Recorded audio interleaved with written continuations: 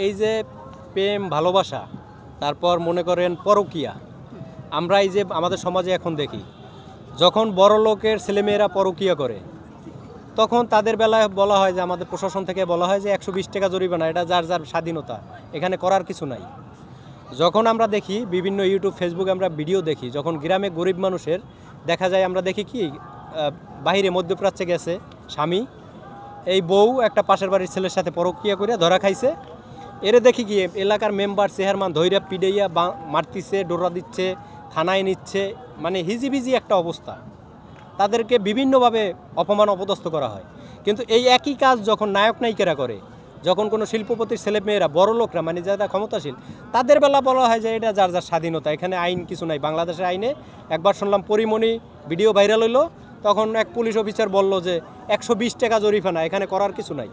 এই জিনিসটা কেন? যদি আপনার বাংলাদেশের আইনে নাই থাকে তাহলে গরিব মানুষদের যখন এই পরকীয়া করে ধরা খায় বা প্রেম করে, তাদের কেন এই এখন মানে পরকীয়া বলতে কেউ হচ্ছে গোপনে করে, কেউ প্রকাশ্য করে। এখন মনে করেন যে সেলিব্রিটিরা মনে করেন যে এটা সত্যি কথা প্রকাশ্য করে, গোপনেও করে। এখন আছে আর আমাদের মনে করেন যারা হচ্ছে বাংলাদেশের যেটা কালচার বা এগুলাকে মনে করেন পরকীয়াটা হচ্ছে হারাম জিনিস। হারাম জিনিস এখন ওইটা মানে গ্রামগঞ্জে সেটাকে বেশি প্রাধান্য দেয়, দেয়।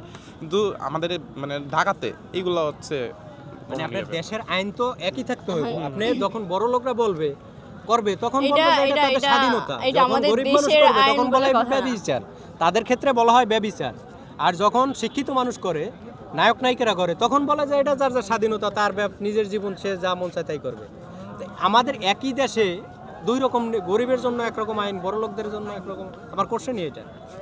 এখন এটা নিয়ে কিছু বলা যাবে না, কারণ কি গরিবরা যেটাই করবে সেটাই দোষ, ঠিক আছে, আর বড় লোকরা যেটা করবে সেটা ফ্যাশন, ঠিক আছে, এটা ফ্যাশন, ওটা ফ্যাশন, ঠিক আছে, ওইটা নিয়ে কিছু বলা যাবে না। হয় ব্যভিচার। আর যখন শিক্ষিত মানুষ করে, নায়ক নায়িকারা করে, তখন বলে যে ওটা ফ্যাশন, এটা ফ্যাশন, এটা তার ইচ্ছা, তার জীবন, সে যেমন চায় তাই করবে। ওইটা নিয়ে কিছু বলা যাবে না। এখন প্রশাসন এটা নিয়ে তো বলা উচিত, এটা নিয়ে প্রতিবাদ করা উচিত না, বলেন না? হয় দেশের সরকার হয় সবার জন্য একই আইন করবে।